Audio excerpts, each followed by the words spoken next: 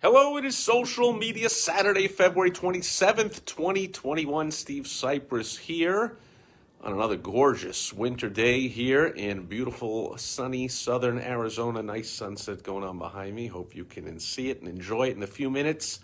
That I'm coming to you today live at facebook.com/smallbizhelp, B-I-Z.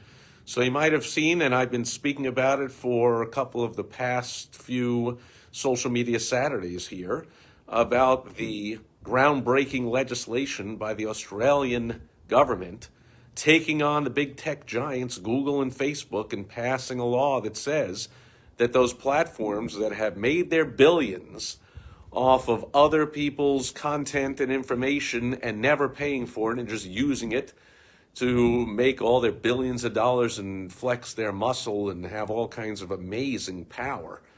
Australia passed a law saying, hey, Google and Facebook, you're going to have to pay news providers, journalists, basically, newspapers and such, for when that content is posted on your site.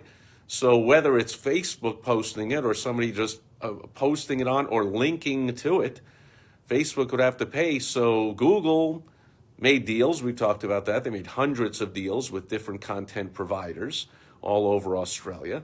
But Facebook refused to do that. And in fact, when the law was passed, they said, oh yeah, then we are forbidding anyone in Australia using Facebook for posting any news or linking to any news of any news site because we refuse to pay them for their content. We like making billions of dollars off other people's content, and the hell with paying them anything fair or anything at all for it. Screw that. We're Facebook. We don't do that.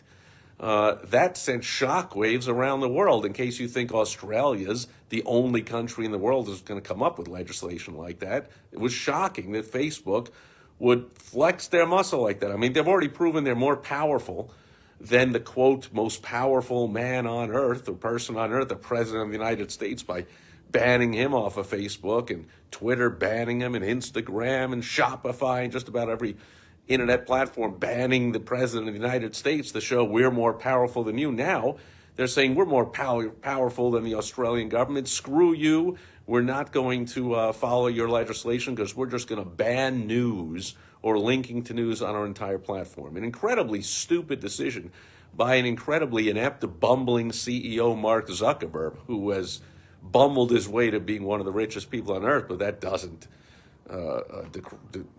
change the fact that he's just incredibly inept and stupid at running his company. Although when you have the muscle that Facebook has and people freely give their content, like I'm giving right now, I'm speaking right now, recording this on Facebook.com. So Facebook owns this content that I have freely given them. And everyone else that posts their cat videos or what they had for lunch or anything else they post, Facebook owns it all. Facebook sells the information, sells our data, sells ads to our posts that we put that they don't pay nothing for. And so Australia said, oh yeah, can't do that anymore. Well, Facebook said, that's it, no news.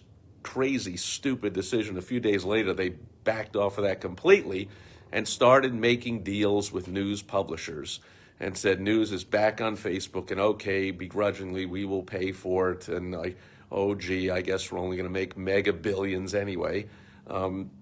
However, don't think that's the end of this. Here in the United States, Facebook has been under antitrust scrutiny, and Zuckerberg and others have been called before Congress over and over and over to come. And obviously, even though he's a bumbling fool of a CEO, he's about a 10 bazillion times smarter than any member of the U.S. Congress, and especially of the White House now. Look what we got in there when it comes to tech. So he runs circles around the Congress. However, they don't like looking like fools, like all the tech giants make them look like fools, and they don't like the fact U.S. government, senators, congressmen, they don't like to know that they're powerless against big business people. They went after Bill Gates like 20, 30 years ago. Now they're going after the current big tech giants. And again, they always make these big tech CEOs make fools of the Congress people when they come before them. It's not going to stop them from passing legislation. So there was already some kind of legislation drafted by Mitch McConnell in the Senate. Amy Klobuchar also drafted some kind of journalism act and whatever, and that's all going to get revived now. It'll be some legislation pretty much just like it'll be coming soon. You remember A.B. Klobuchar, the incredibly inept presidential candidate who was so bad that she was only about 1,000 times better than Kamala Harris and more popular. But I digress. So you're going to see some action taken, mark my words, by the U.S. government flexing their muscle against Facebook. And Facebook is, in my opinion, not going to treat the United States like they did Australia and say, Australia, you pipsqueak, we're Facebook. Screw you. Not likely they'll do that in the U.S. Not only do they have hundreds of millions of users in the U.S., but they're a United States-based company.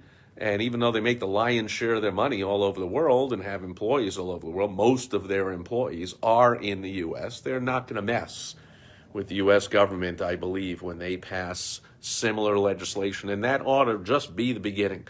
The U.S. will pass some similar legislation about Facebook having to pay for news. It might end up they got to pay for other stuff. Bans on them selling data and stalking people, that's already happening. Privacy things are happening against Facebook. Antitrust, they might break up, spin off Instagram from Facebook and not allow them both to be owned and run by the same people at the same time. I've been talking for years here, nothing lasts forever, even though, people don't study history or not students of business think that, they're too big to fail. Those big businesses, they'll be around forever. Well, look at a Fortune 500 list from even 30 years ago, but certainly 50, 70, 80 years ago, when they started having it, you won't even recognize probably 80% of the companies on the list from decades ago. So Facebook is not going to be around forever, and this might possibly accelerate their demise, this incredibly stupid move they pulled in Australia.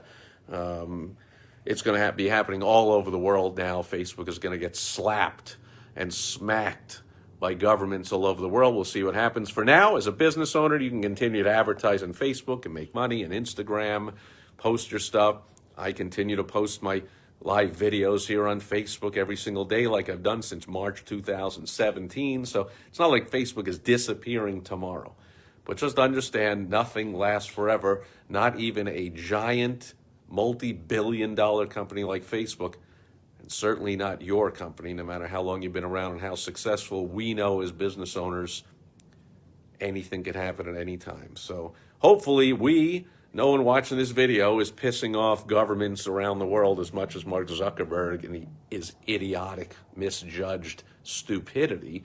So hopefully you don't have governments coming down on you all over the place, other than the lockdowns and shutdowns by authoritarian, totalitarian, Marxist, fascist mayors and governors all over the U.S. and all over the world who, despite all the evidence showing that lockdowns don't do a single bit of anything to stop the spread of a virus, how dumb to even think they did, they continue to have all their authoritarian, draconian lockdown orders. So in that way, big government has always been an enemy of small business and always a friend to big business. So we just keep on fighting. We keep doing what we're doing.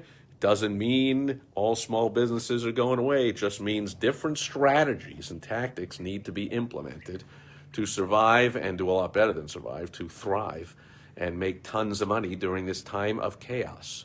As my website Profit from Chaos proclaims and teaches with my free report, How to Profit from Chaos, yes, business owners can profit during all this chaos. Go to profitfromchaos.com, get that report, and go to helpfromsteve.com if you want to get on my calendar, and we'll talk, and I'll go over whatever's irking you, whatever goals you have, obstacles you have that you want some help with. I'll help you out. I love helping small business owners. We'll talk. Can't stay on all day, but I love doing those strategy sessions. So go to helpfromsteve.com, and we'll meet, and we'll talk, and come on here sometime. I usually record my daily videos around sunset here in Arizona, which right now we're on Mountain Time, but pretty soon when daylight savings hits, we'll go to Pacific Time. But you know where to find me and when. Come on sometime and let's talk, or go to helpfromsteve.com and we'll talk there. Otherwise, enjoy the rest of your weekend wherever you are. I'll be back again tomorrow to say hello on Sunday, Fun Day. I will catch you then. Over and out. Bye-bye.